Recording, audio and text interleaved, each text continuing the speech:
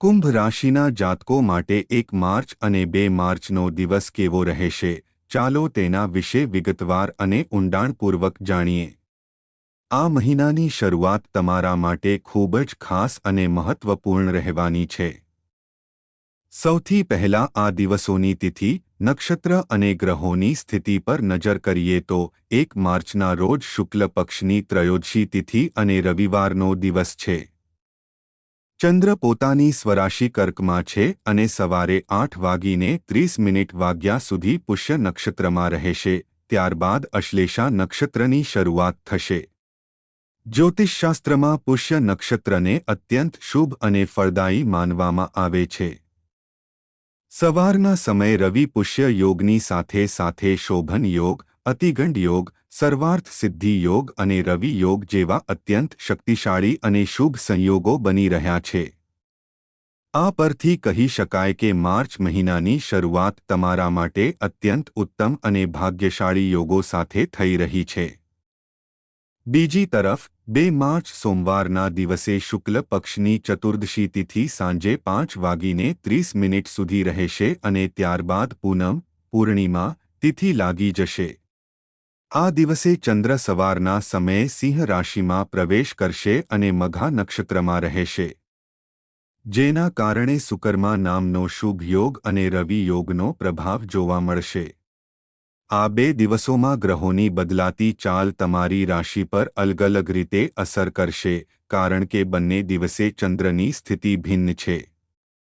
1 માર્ચનો દિવસ કુંભ રાશિના જાતકો માટે શારીરિક અને માનસિક રીતે ઉત્સાહવર્ધક સાબિત થશે. સ્વાસ્થ્યની દ્રષ્ટિએ આ દિવસ ખૂબ જ સારો છે અને તમે અદ્ભુત ઊર્જાનો અનુભવ કરશો. તમે જે પણ કામ હાથમાં લેશો તેને નિર્ધારિત સમય કરતાં ખૂબ જ ઝડપથી પૂર્ણ કરવાની ક્ષમતા રાખશો. પછી તે ઘરના કામકાજ હોય કે ઓફિસની જવાબદારીઓ, તમે દરેક જગ્યાએ પોતાને ફિટ અને સક્રિય અનુભવશો. આ દિવસે તમે તમારા વ્યક્તિત્વ અને દેખાવ પર વિશેષ ધ્યાન આપશો. તમે તમારા પહેરવેશ અને શૈલીમાં ફેરફાર કરીને કંઈક નવું કરવાનો પ્રયાસ કરશો, જેનાથી તમને આત્મસંતોષ મળશે. સામાજિક રીતે પણ તમે સક્રિય રહેશો અને લોકોનું ધ્યાન તમારા તરફ ખેંચાશે. રવિવારનો દિવસ હોવા છતાં તમારે કેટલીક મહત્વપૂર્ણ જવાબદારીઓ નિભાવવી પડી શકે છે જે કદાચ શરૂઆતમાં બોજ જેવી લાગે, પરંતુ તમારી સખત મહેનતનું જે ફળ મળશે તે તમને પરમ સંતોષ આપશે. વેપારમાં રોકાયેલા લોકો માટે આ દિવસ આર્થિક રીતે અત્યંત લાભદાયી રહેવાનો છે. ખાસ કરીને જે લોકો લગ્ન સંબંધિત વ્યવસાય અથવા ડેકોરેશન જેવા કામો સાથે જોડાયેલા છે, તેમના માટે નસીબના દ્વાર ખુલશે અને અચાનક મોટો ફાયદો થઈ શકે છે.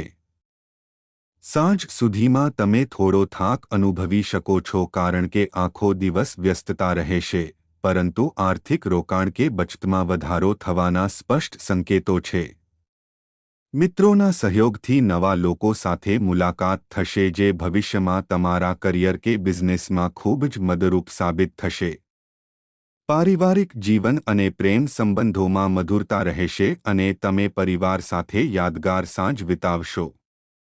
2 માર્ચના દિવસની વાત કરીએ તો આ દિવસે સાંજથી પૂનમની તિથિ શરૂ થશે. જ્યોતિષીય ગણતરી મુજબ 2 માર્ચની રાત્રે જ હોલિકા દહન કરવું શ્રેષ્ઠ રહેશે કારણ કે 3 માર્ચે ચંદ્રગ્રહણની સ્થિતિ સર્જાઈ રહી છે.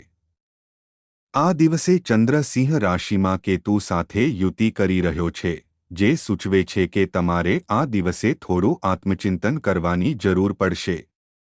ધાર્મિક પ્રવૃત્તિઓમાં જોડાયેલા લોકો માટે આ સમય માનસિક શાંતિ આપનારો રહેશે. જો કે, વેપાર ક્ષેત્રે કામ કરતા જાતકોએ થોડી સાવધાની રાખવી પડશે. ચંદ્ર અને કેતુની યુતિને કારણે મનમાં ઉતાર-ચઢાવ, મૂડ સ્વિંગ્સ આવી શકે છે, જેની અસર તમારી વાતચીત પર પડી શકે છે. વ્યાપારી બેઠકો કે ડીલ કરતી વખતે અપશબ્દો કે ગુસ્સાનો પ્રયોગ ન થાય તેનું ખાસ ધ્યાન રાખવું. જે લોકો વિદેશ વ્યાપાર, એક્સપોર્ટ-ઇમ્પોર્ટ કે ઓનલાઇન બિઝનેસ સાથે જોડાયેલા છે, તેમને વિદેશી સ્ત્રોતોથી સારો લાભ મળી શકે છે. સરકારી ક્ષેત્રમાં કામ કરતા લોકો પર કામનું દબાણ વધી શકે છે, પરંતુ તેઓ પોતાની આવડતથી તે પૂર્ણ કરી શકશે. વિદ્યાર્થીઓ માટે આ સમય એકાગ્રતા વધારવાનો છે. ખાસ કરીને મેડિકલ કે ટેકનિકલ ક્ષેત્રના વિદ્યાર્થીઓ માટે સારા સમાચાર મળી શકે છે. તમારી રાશિનો સ્વામી અત્યારે તમારી જ રાશિમાં હોવાથી આર્થિક પક્ષ મજબૂત રહેશે અને હાથમાં નાણાંની આવક ચાલુ રહેશે. તમારે માત્ર તમારા ક્રોધ અને વાણી પર સંયમ રાખવાની જરૂર છે.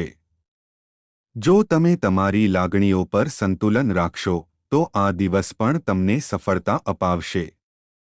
માર્ચ મહિનાની આ શરૂઆત એકંદરે તમારા માટે પ્રગતિશીલ અને લાભદાયી છે. 1 માર્ચનો દિવસ તમારા માટે ભાગ્યશાળી છે, જ્યારે 2 માર્ચે તમારે માનસિક શાંતિ જાળવવાના પ્રયત્નો કરવા પડશે. ઉપાય તરીકે, આ બંને દિવસો દરમિયાન ભગવાન શિવની ભક્તિ કરવી અને શિવલિંગ પર જલાભિષેક કરવો અત્યંત શુભ રહેશે.